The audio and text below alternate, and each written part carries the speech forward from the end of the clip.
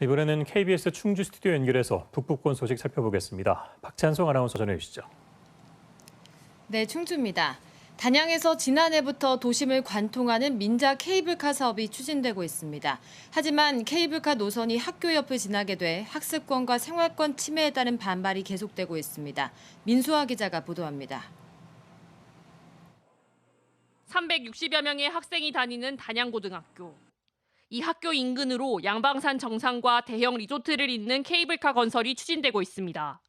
단양의 리조트 업체가 2025년 준공을 목표로 552억 원을 들여 1.6km 길이의 케이블카를 설치할 계획입니다.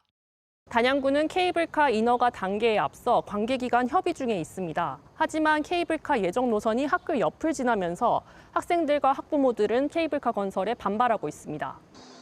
학교 측은 케이블카가 학교 경계로부터 151m, 학교 기숙사로부터 161m 거리에 설치된다며 학생들의 학습권 침해를 우려하고 있습니다.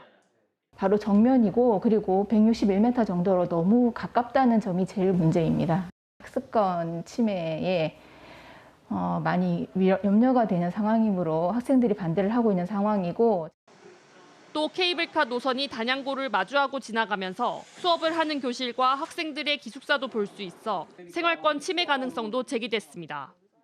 야간 일몰 시간 이후가 되면 어둡지 않습니까?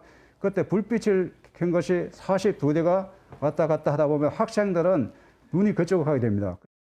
지난 1일 공청회를 통해 주민들의 의견을 청취한 단양구는 업체 측에 반대 의견과 대안 마련 공문을 보냈습니다. 도심 관광 활성화를 위해 케이블카 건설이 필요하다는 주장과 학교 측 반발 사이에서 단양군의 고민이 깊어지고 있습니다. KBS 뉴스 민수아입니다. 내년도 정부 예산안에 충주시 관련 예산 7,169억 원이 포함됐습니다. 세부 사업별로는 특장차 수소 파업회 기술 지원과 탄소 중립 그린도시 사업을 비롯한 신규 사업 14건에 78억 원이 반영됐습니다. 또 모빌리티 전장 부품 기반 구축과 국립 충주박물관 건립 등 기존 사업 65건에 6,839억 원이 포함됐습니다. 이번 예산안은 지난 2일 국회로 제출됐는데요. 예산안은 심사를 거쳐 12월 2일 확정될 예정입니다. 제천시가 다음 달부터 지역 화폐인 모아의 월 개인 구매 한도를 50만 원에서 30만 원으로 하향 조정합니다. 이는 상반기에 올 목표의 695억 원을 조기 판매했고 국비 할인 지원 예산이 60% 이상 감소한 데에 따른 조치인데요. 제천시는 하반기 지역화폐 200억 원 추가 발행을 위해 할인 비용 예산을 2회 추경에 편성할 예정입니다.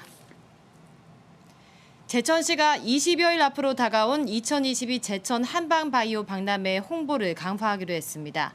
제천시는 또 박람회 성공 개최를 위해 지역 주민들이 함께 즐길 수 있는 프로그램을 마련할 계획이라고 설명했습니다.